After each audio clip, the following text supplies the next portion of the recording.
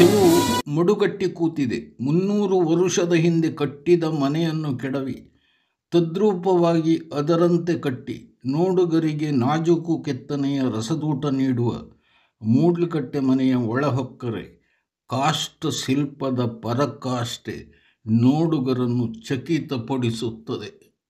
ವಿಸ್ತಾರವಾದ ಅರಮನೆಯನ್ನು ಪ್ರವೇಶಿಸುವ ಮೊದಲು ದೇವರ ಗುಡಿ ಇದೆ. ಮನೆಯ ಎದುರು ಬೊಬ್ಬರಿಯ ನೆಲೆ ನಿಂತಿದ್ದಾನೆ. ಸಣ್ಣಮ್ಮ ನಾಗಬನ ಹತ್ತಿರದಲ್ಲಿದೆ. ತೆಂಗಿನ ಮರದ ಸುಹಿಗುಟ್ಟುವ ಮಧುರ ಧ್ವನಿ ನಿಮ್ಮ ಕಿವಿಗೆ ಮೆಲ್ಲುಸಿರ ಸಂಗೀತವಾಗುತ್ತದೆ. ಮಂದವಾಗಿ ಬೀಸುವ ತಂಪು ಹವೆ ಶೆಕೆಯನ್ನು ದೂರ ಮಾಡುತ್ತದೆ.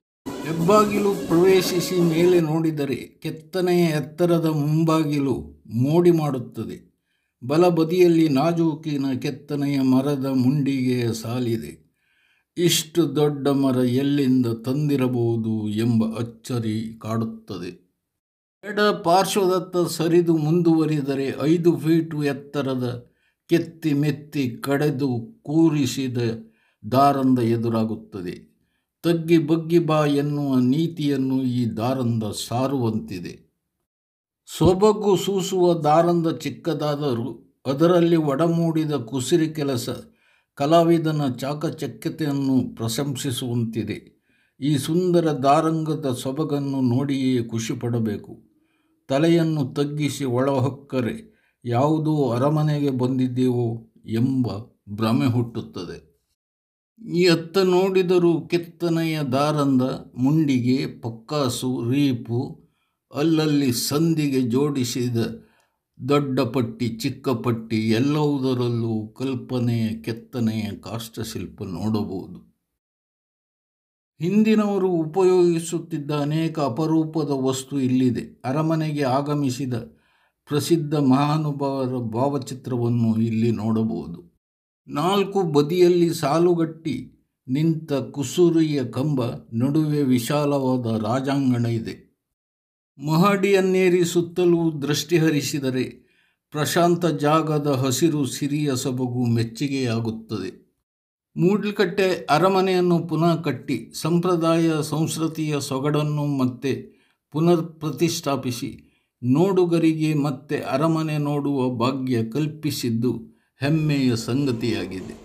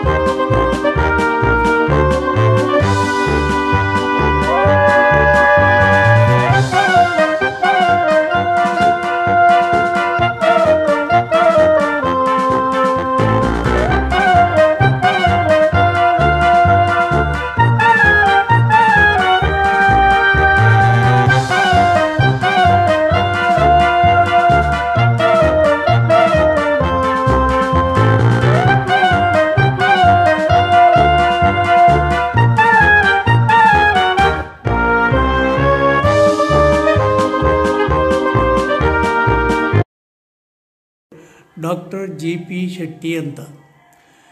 ನಾವು ಈ ಮೂಡ್ಲಕಟ್ಟೆಯಲ್ಲಿ 2008ರಲ್ಲಿ ಈ ಹಳೆ ಮನೆ ಶಿಥಿಲಾವಸ್ಥೆಯಲ್ಲಿ ಇತ್ತು. ಆ ಶಿಥಿಲಾವಸ್ಥೆಯಲ್ಲಿ ಇದ್ದಂಥ ಮನೆಯನ್ನು ಕಂಪ್ಲೀಟು ನೆಲ ಸಮ ಮಾಡಿ ಆಮೇಲೆ ಮುಂಚೆ ಹೇಗಿತ್ತೋ ಅದೇ ರೀತಿ ಈ ಮನೆಯನ್ನು ಪುನರ್ಸ್ಥಾಪನೆಯನ್ನು ಮಾಡಿದ್ದೇವೆ. ಇದಕ್ಕೆ ಸುಮಾರು ಒಂದು 3-4 ಕೋಟಿವರೆಗೆ ಖರ್ಚಾಗಿದೆ. ಎಲ್ಲ ಕಂಪ್ಲೀಟ್ ಈ ಮನೆಯು ಮರದ್ದೇ ಆಗಿದೆ. ಸುಮಾರು 350-400 ವರ್ಷದ ಇತಿಹಾಸ ಇರುವಂಥ ಈ ಮನೆಯನ್ನು ಹೇಗಿತ್ತೋ ಅದೇ ರೀತಿ ನಾವು ಇದನ್ನು ಜೀರ್ಣೋದ್ಧಾರ ಮಾಡಿ ಅದೇ ರೀತಿ ಮನೆಯನ್ನು ಕಟ್ಟಿದ್ದೀವಿ. ಮನೆಯನ್ನು ನೋಡಲಿಕ್ಕೆ ತುಂಬ ಮಂದಿ ಬರ್ತಾರೆ. ಕಂಬಳದ ದಿನ ಅಂತೂ 100 ಜನ ಬಂದು ಒಳ ಹೆಬ್ಬಾಗಿಲು ಸುಮಾರು 450 ವರ್ಷದ ಹಳತು. ಈ ಒಳಗಿನ ಮನೆ ಏನಿದೆ ಇದಕ್ಕೆ ಹೆಚ್ಚು ಕಡಿಮೆ 200 ವರ್ಷ ಆಗಿರ್ಬೋದು. ಇಲ್ಲಿ ಏನಾಗಿದೆ ಅಂತ ಹೇಳಿದ್ರೆ, ಇದು ತಳಕಟ್ಟು ಹಾಕಿದ್ದು ಅಂದರೆ ಫೌಂಡೇಶನ್ನು ಮಣ್ಣು ಮತ್ತು ಕೆಂಪು ಕಲ್ಲು. ಮಣ್ಣು ಆದ್ರಿಂದ ಈ ಮಣ್ಣಿಗೆ ಮರಕ್ಕೆ ದುಶ್ಮನಿ ಅಂತ ಹೇಳಿದ್ರೆ ನೀರು ಮತ್ತು ಮಣ್ಣು. ಸೊ ಈ ಮಳೆಗಾಲದಲ್ಲಿ ಮಳೆ ಬಂದದ್ರಿಂದ ಈ ಮಣ್ಣು ಮರಕ್ಕೆ ತಾಗಿ ಮತ್ತು ನೀರು ಮತ್ತು ಕೆಸರು ಮಣ್ಣು ಮರಕ್ಕೆ ತಾಗಿ ಮರ ಎಲ್ಲ ಕುಂಬಾಗಿ ಹಾಳಾಗಿ ಹೋಗಿದೆ. ಸೊ ನಾವು ಇದನ್ನು ಬದಲು ಮಾಡಿದ್ದೀವಿ. ನಾವು ಮರಕ್ಕೆ ಸುಮಾರು ಒಂದು 500-600 CFT ಮರ ಈ ಮನೆ ರಿನೋವೇಷನ್ಗೆ ಬೇಕಾಗಿತ್ತು. ಇದೆಲ್ಲ ಒಳ್ಳೆ ರೀತಿಯಲ್ಲಿ ನಡ್ಕೊಂಡು ಬಂದಿದೆ. ನಾವು ದಿವಸ ಪೂಜೆ ಮಾಡ್ತೀವಿ. ಆಮೇಲೆ ಇಲ್ಲಿ ನಾಗನ ಬನ ಇದೆ. ನಾಗನ ಬನಕ್ಕೆ ಇಲ್ಲಿ ಇರುವಂಥ ಪುರೋಹಿತರಿದ್ದಾರೆ. ಪುರೋಹಿತರಿಗೆ ನಮ್ಮ ಹಿಂದಿನವರು ಉಂಬಳಿಯನ್ನು ಬಿಟ್ಟಿದ್ದಾರೆ. ಆ ಉಂಬಳಿ ಇದರಿಂದ ಅವರು ದಿವಸ ನಾಗನ ಪೂಜೆ ಇಲ್ಲಿ ನಡೀತದೆ. ಪಂಚಮಿ ಮತ್ತು ಷಷ್ಠಿ ಪೂಜೆ ಕೂಡ ಅತಿ ವಿಜೃಂಭಣೆಯಿಂದ ಮಾಡ್ತಾರೆ. ಸೊ ಇದಕ್ಕೆಲ್ಲ ನಮ್ಮ ಹಿಂದಿನವರು ಎಲ್ಲ ವ್ಯವಸ್ಥೆ ಮಾಡಿ ಹೋದ್ರಿಂದ ನಮಗೆ ಈ ಪೂಜೆ ಬಗ್ಗೆ ಯಾವ ಥರದ ಒಂದು ಇದಿಲ್ಲ, ಖರ್ಚು ವೆಚ್ಚ ಇಲ್ಲ. ಪುರೋಹಿತರು ಕೂಡ ತುಂಬ ಇಂಟ್ರೆಸ್ಟ್ ತಗೊಂಡು ನಾಗನ ಪೂಜೆಯನ್ನು ಮಾಡ್ತಾರೆ. ಮತ್ತು ಇಲ್ಲಿ ದೇವಿ ಸಣ್ಣಮ್ಮ ಇದ್ದಾಳೆ. ಆಮೇಲೆ ಇಲ್ಲಿ ಮನೆಯಲ್ಲಿ ಕೂಡ ಒಂದು ದೇವಿಯ ಚಲನೆ ವಲನೆ ನಮಗೆ ಕಾಣಸಿಗುತ್ತದೆ. ಆಮೇಲೆ ಈ ಮನೆಯ ಮುಖ್ಯ ಇದೇನಪ್ಪ ಅಂತ ಹೇಳಿದರೆ, ಇಲ್ಲಿ ದೇವಿ ಇದ್ದಾಳೆ, ನಮ್ಮೆಲ್ಲರನ್ನ ಕಾಪಾಡ್ತಾಳೆ. ಇದು ಒಂದು ನಮ್ಮ ವಿಶ್ವಾಸ.